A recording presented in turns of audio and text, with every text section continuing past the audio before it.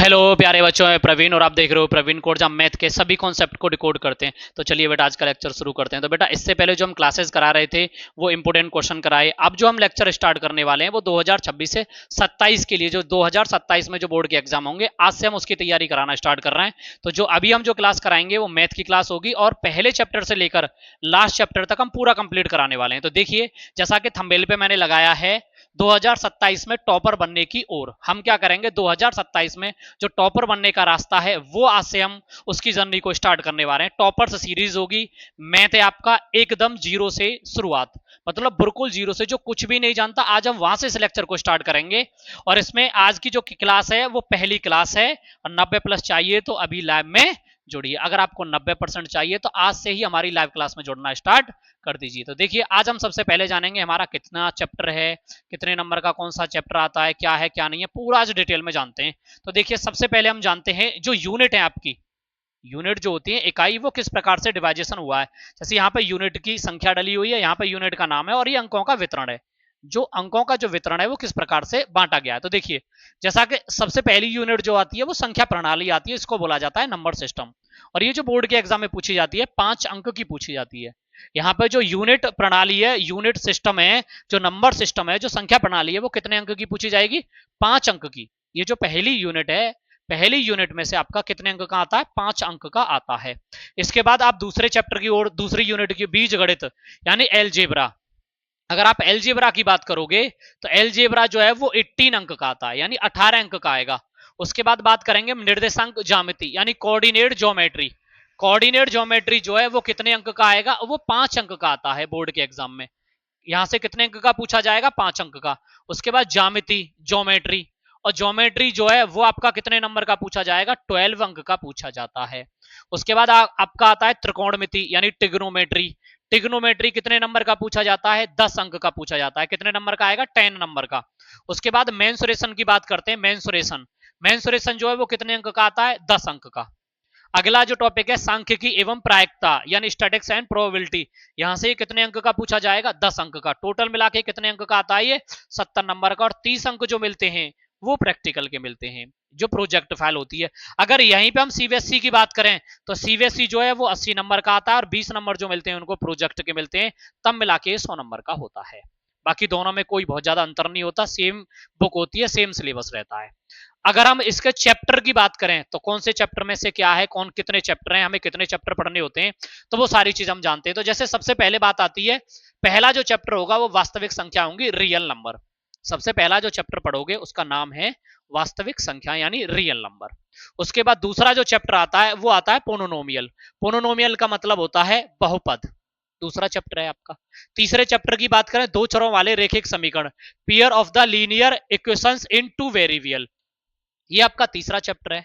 चौथा चैप्टर जो होता है वो द्विघात समीकरण है, क्वाड्रेटिक इक्वेशंस। पांचवा जो चैप्टर है वो समांतर श्रेणियां यानी एपी, अर्थमेटिक प्रोग्रेशन।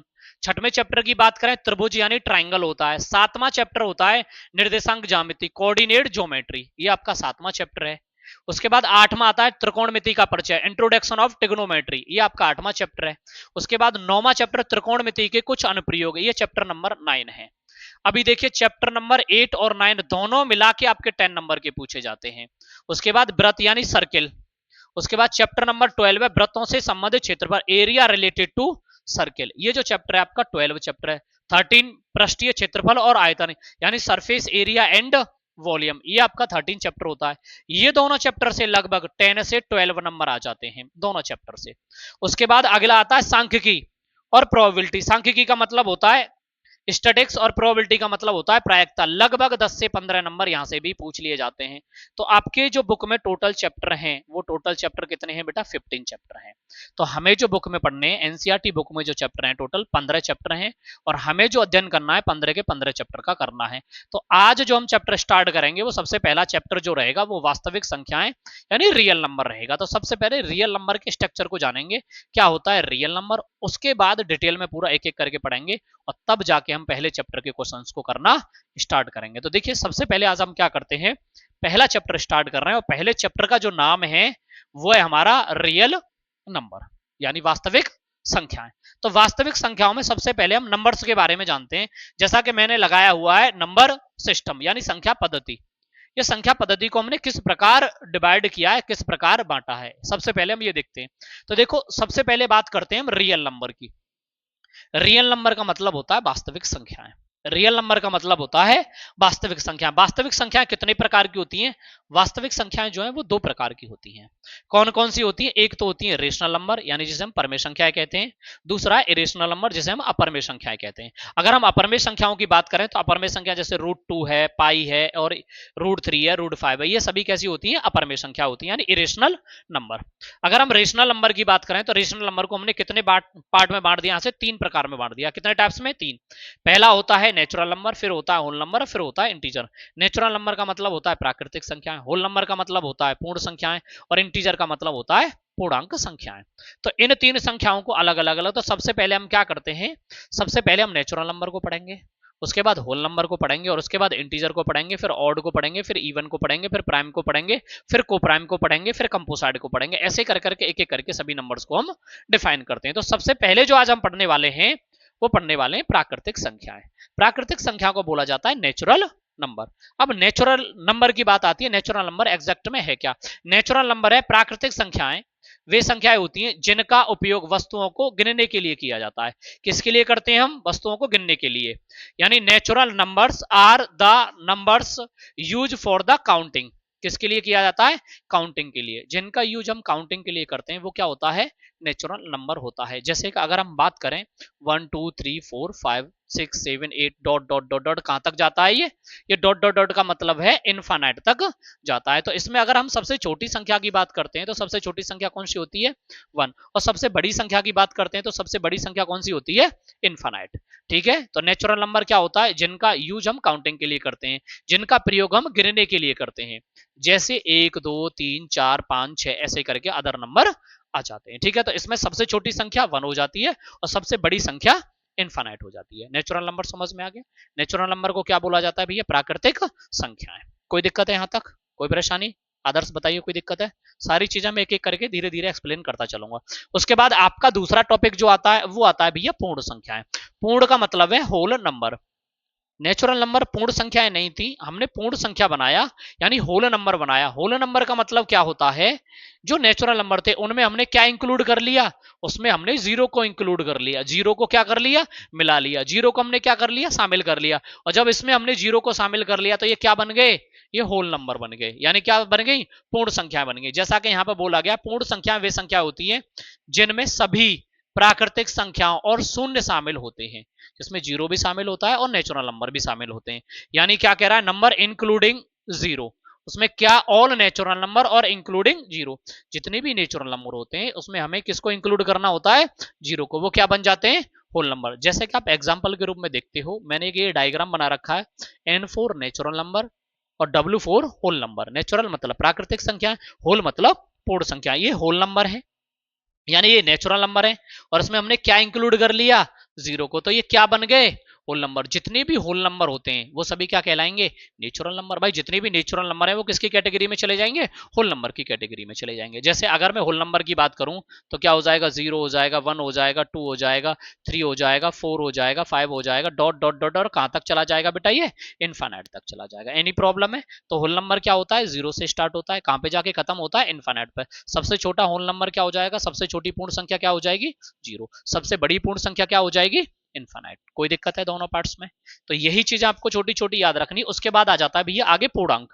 पूर्णांक का मतलब होता है इंटीजर। इंटीजर कितने प्रकार का होता है? इंटीजर 2 प्रकार का होता है। एक कौन सा होता है? धनात्मक, और एक कौन सा होता है? ऋणात्मक। अगर हम धनात्मक की यानी धनात्मक, पॉजिटिव, ऋणात्मक, नेगेटिव। पॉजिटिव का मतलब जैसे 1 2 3 4, जैसे मैं अगर यहाँ पे कोई ऐसे करके बना दूं तो यहाँ पे ये 0 हो गया, ये 1 हो जाएगा, ये 2 हो जाएगा, ये 3 हो जाएगा। ऐसे में इधर से बात करूंगा, ये -1 हो जाएगा, ये -2 हो जाएगा, ये -3 हो जाएगा। ऐसे करके अगर आप इसमें चेक कर रहे होंगे तो देखो नेचुरल नंबर है, ये क्या है? होल नंबर है। ठीक है, और ये क्या है? इंटीजर है। इंटीजर को हमने किससे डिनोट किया? जेड से। तो देखो 0 1 2 3, ऐसे 0 1 2 3 और इधर -1 -2 -3। तो एक लेफ्ट इधर कैसे आ जाएंगे? पॉजिटिव, और इधर कैसे हो जाएंगे? नेगेटिव। कितने प्रकार का हो गया? ए पॉजिटिव और ये नेगेटिव, 2 प्रकार का होता है। ठीक है, कोई दिक्कत रही? अब बात की जाए इंटीजर के अंदर क्या क्या आ जाता है? इंटीजर के अंदर होल नंबर आ जाता है। होल नंबर के अंदर क्या आ जाता है? Natural number. यानी जितने भी होल नंबर हैं, सभी जितने भी नेचुरल नंबर होंगे वो सब क्या कहलाएंगे? होल नंबर कहलाएंगे। और जितने भी होल नंबर होंगे वो क्या कहलाएंगे? इंटीजर कहलाएंगे, और जितने नेचुरल नंबर होंगे वो भी क्या कहलाएंगे, इंटीजर कहलाएंगे। ठीक है, इंटीजर के अंदर माइनस के इनफाइनाइट से क्या आ जाता है, प्लस के इनफाइनाइट। भाई इधर आप कितना भी चलते चले जाइए और इधर भी आप कितना भी चलते चले जाएंगे, नंबर्स खत्म नहीं होने वाले हैं। तो आपको नेचुरल नंबर समझ में आ गया, आपको होल नंबर समझ में आ गया, आपको इंटीजर समझ में आ गया। मैंने तीनों चीजों को आपको एक एक करके एक्सप्लेन कर दिया है। इसके बाद चलते हैं परमेय संख्याएं। परमेय का मतलब होता है रेशनल नंबर। रेशनल नंबर क्या होते हैं, देखो रेशनल नंबर को मैं अगर आपको सीधा सीधा बताऊं, रेशनल नंबर यानी परमेय संख्याएं, जो संख्याएं किसके रूप में लिखी जाती है, पी बटे क्यू के रूप में, जो किसके रूप में लिखी जाती है, पी बटे क्यू के रूप में। पर क्या नहीं होना चाहिए, क्यू बराबर जीरो नहीं होना चाहिए। पी बटे क्यू के रूप में लिखी हो, क्यू बराबर जीरो नहीं होना चाहिए, वो सब क्या कहलाते हैं, रेशनल नंबर कहलाते हैं। जैसे देखो रेशनल नंबर को मैंने यहाँ पे कैसे डिफाइन किया, क्यू से।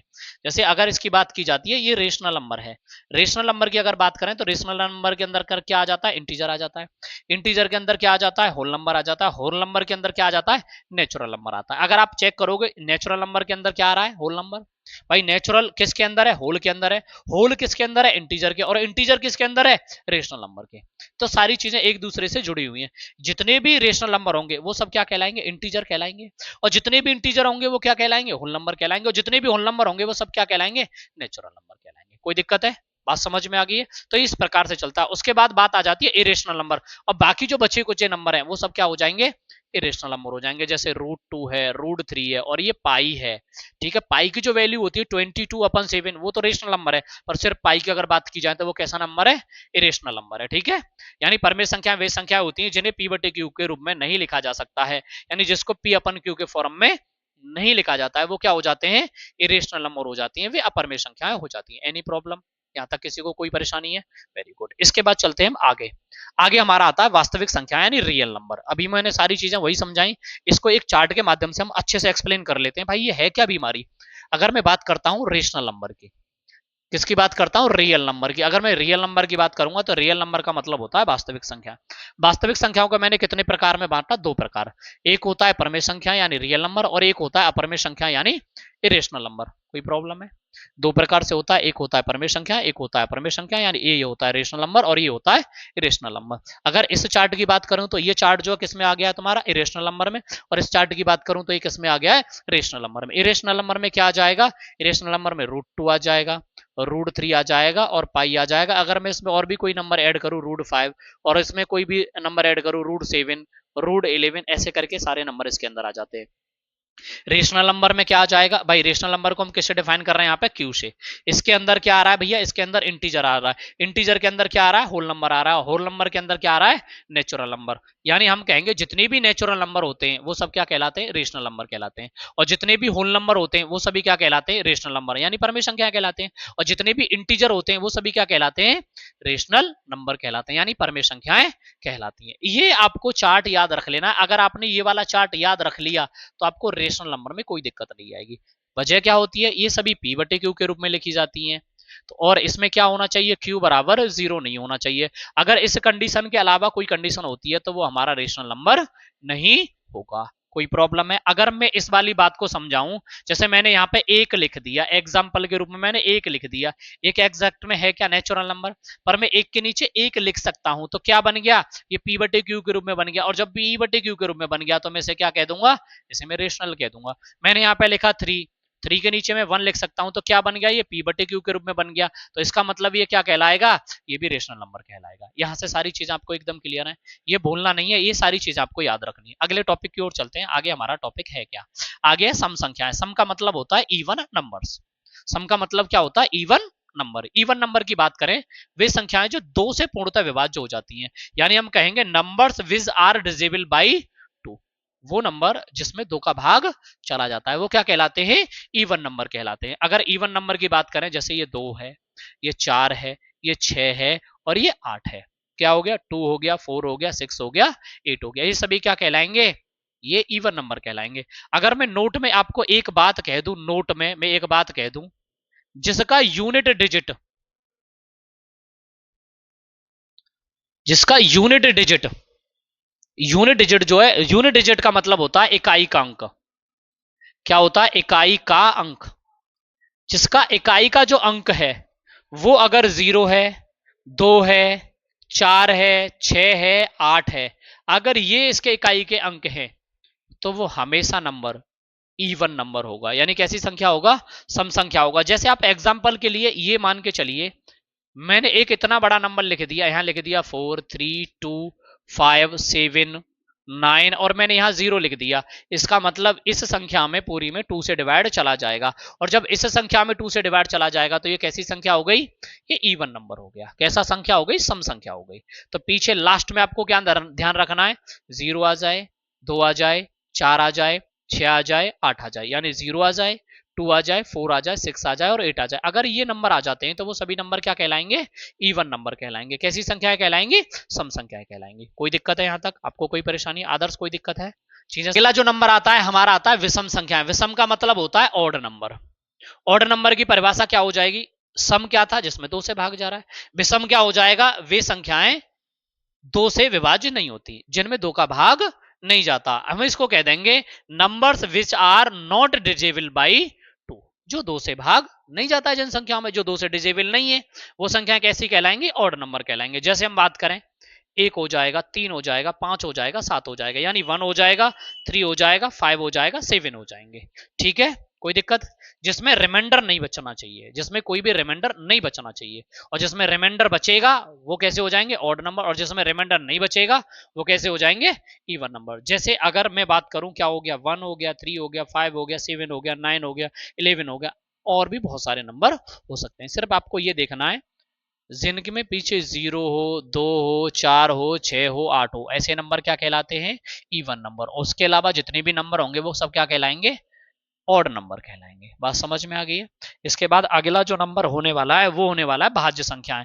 भाज्य का मतलब होता है कंपोसाइड नंबर। यहां से क्वेश्चन बन जाता है। कंपोसाइड का मतलब है, सीधी सीधी परिभाषा अगर मैं कहूं, मोर देन 2 फैक्टर, जिसके 2 से ज्यादा गुणनखंड हैं, वो क्या कहलाता है, कंपोसाइड नंबर। 2 से ज्यादा जिसके गुणनखंड होंगे वो क्या कहलाएंगी, भाज्य संख्या। जैसे यहां लिखा हुआ है, एक और स्वयं के अलावा अन्य संख्याओं से भी भाज्य हो, अन्य संख्याओं से भी विभाज्य हो। मतलब एक तो उसमें 1 का भाग चला जाए, एक अदर नंबर का चला जाए, उसके अलावा भी किसी का चला जाए। यानी मैं इसको ऐसे कह सकता हूं, disable by numbers other than 1 and it self. एक तो 1 का भाग चला जाए, एक उस नंबर का भाग चला जाए, और उसके अलावा भी किसी नंबर का भाग चला जाए, वो संख्या कैसी होती है, कंपोसाइड नंबर होते हैं। जैसे मैं एग्जांपल के लिए बात करूं, 12 है, 12 में 2 का भाग जा रहा है, 12 में 6 का भाग जा रहा है, और 12 में 12 का भी भाग जा रहा है। फैक्टर की बात करें, 1 2 3, तो 2 से ज्यादा फैक्टर हो गए। जैसे मैं बात करता हूं 4 की, जैसे मैंने एक एग्जाम्पल लिया 4 की बात करूंगा तो 4 में देखो 4 से भाग जा रहा है, 4 में 1 से भी भाग जा रहा है, और 4 में 2 से भी भाग जा रहा है। 4 में किससे भी भाग जा रहा है, 2 से भी भाग जा रहा है। तो टोटल कितनी संख्याओं से भाग जा रहा है, 4 में 4 से भाग चला गया, 4 में 1 से भाग चला गया, और 4 में 2 से भाग चला गया। तो हम इसे क्या कह सकते हैं, 2 से ज्यादा संख्याओं के जो गुणनखंड बन जाएंगे वो क्या कहलाती हैं, कंपोसाइड नंबर, यानी भाज्य संख्याएं कहलाती हैं। 1 फैक्टर, 2 फैक्टर, 3 फैक्टर। और ऐसे हम बिल्कुल सिंपल भाषा में ये भी कह सकते हैं, 3 संख्याओं से कम भाग चला जाए, जिनमें 3 संख्याओं से भाग चला जाए, वो क्या होती है, कंपोसाइड नंबर होते हैं। बात समझ में आ गई, जिनमें 3 संख्याओं से भाग चला जाए। जैसे एक तो 1 से चला गया, एक 2 से चला गया, और एक 4 से चला गया। कोई दिक्कत है, आगे चलते हैं भैया। आगे होती है, इसके बाद अभी हमने एक संख्या तो छोड़ दी यार, अभाज्य संख्या ये रही, यहां रह गई है अभाज्य संख्याएं। अभाज्य का मतलब होता है प्राइम नंबर। प्राइम नंबर में क्या होता है, वे संख्याएं जिनमें एक और स्वयं के अलावा और किसी नंबर से भाग नहीं जाना चाहिए। कहने का मतलब है, इसमें क्या होगा, disable only by 1 and it self. एक तो 1 का भाग जाना चाहिए, और एक इट सेल्फ यानी स्वयं का भाग जाना चाहिए, और उसके अलावा किसी नंबर से भाग नहीं जाना चाहिए। जैसे मैं अगर बात करता हूं 2, तो 2 में 2 से भाग जा रहा है, और 2 में 1 से भाग जा रहा है, और किसी नंबर से भाग जा रहा है 2 में नहीं जा रहा। 3 की बात करें, 3 में 1 से जा रहा है, बिल्कुल जा रहा है। 3 से जा रहा है, क्या उसके अलावा और किसी नंबर से जा रहा है, नहीं जा रहा। 5 की बात करें, 5 में 5 से भाग जा रहा है, और 1 से भाग जा रहा है, उसके अलावा किसी नंबर का जा रहा है, नहीं जा रहा। 7 की बात करें, 7 में 7 का जा रहा है, और 7 में 1 का जा रहा है, और किसी नंबर का भाग जा रहा है, नहीं जाता। 11 की बात करें, 11 में 11 का भाग जाएगा, और 11 में 1 का जाएगा। तो इस प्रकार के जो नंबर हैं वो सभी क्या कहलाएंगे, प्राइम नंबर कहलाते हैं। समझ में आई, यहाँ मतलब अभाज्य संख्याएं कहलाती हैं। इसकी कंडीशन क्या है, एक तो 1 का भाग जाना चाहिए, और एक इट सेल्फ यानी स्वयं का भाग जाना चाहिए, उसके अलावा और किसी नंबर का भाग नहीं जाना चाहिए। हम सीधी सी बात कहें तो इसमें दो से ज्यादा संख्याओं का भाग नहीं जाना चाहिए। दो से ज्यादा हमें कौन कौन सी आ गई, एक तो एक आ गई और एक खुद आ गई जो संख्या है, उसके अलावा और किसी नंबर से भाग हमें देना ही नहीं है। वो नंबर क्या कहलाएंगे, प्राइम नंबर कहलाएंगे, मतलब अभाज्य संख्याएं कहलाती है। कोई दिक्कत है भैया यहां तक, बहुत सुंदर। उसके बाद अगर बात आती है, एक नंबर और आ जाता है सहभाज्य संख्याएं। सहभाज्य संख्याओं का मतलब होता है को प्राइम नंबर। को प्राइम नंबर की सीधी सी बात क्या होती है, इनका जो एचसीएफ होता है वो 1 होता है। इनका एचसीएफ क्या होता है, 1 होता है। इनका एचसीएफ क्या कहलाएगा, 1 कहलाएगा। Only common factor is 1। जिसका एचसीएफ 1 होगा वो क्या कहलाएंगी, सहअभाज्य संख्या कहलाएंगी, को प्राइम नंबर कहलाते हैं। जैसे अगर मैं बात करूं एग्जांपल के तौर पर, 4 है और 9 है, यानी एक नंबर 4 है और एक नंबर 9 है। अगर मैं इन दोनों का एचसीएफ लेता हूं तो इन दोनों का एचसीएफ कितना होगा, 1। जैसे मैं और भी कोई एग्जांपल लेता हूं, मैंने एक एग्जांपल लिया, मैंने एग्जांपल ले लिया 5 और एक एग्जांपल ले लिया 9। अगर मैं इन दोनों का एचसीएफ निकालता हूं तो इन दोनों का जो एचसीएफ मिलेगा मुझे 1 मिलेगा। इसका मतलब ये कैसे नंबर है, ये को प्राइम नंबर है। बात समझ में आई है। अगर मैं यहाँ पे लिख देता हूँ 2 और यहाँ पे लिख देता हूँ मैं 9, या मैं यहाँ पे लिख देता हूँ 5, इन दोनों का अगर मैं एचसीएफ निकालता हूँ तो इन दोनों का जो एचसीएफ होगा वो कितना होगा, 1 होगा। इस वजह से ये कैसे नंबर कहलाएंगे, ये को प्राइम नंबर कहलाएंगे। इसे हम कहते हैं सहभाज्य संख्याएं। सहभाज्य संख्याओं में आपको एक ही बात याद रखनी है, इनका कॉमन फैक्टर 1 होना चाहिए। जिनका कॉमन फैक्टर 1 है वो क्या कहलाएंगे, को प्राइम नंबर कहलाते हैं। हमें इतनी संख्याओं के बारे में जानकारी होनी चाहिए। ये सारी चीजें आप एक बार रिवीजन कर लोगे, उसके बाद हमें चैप्टर को पढ़ने में कोई भी दिक्कत नहीं आने वाली है। चैप्टर जो है आपका वो है रियल नंबर, और रियल नंबर के कुछ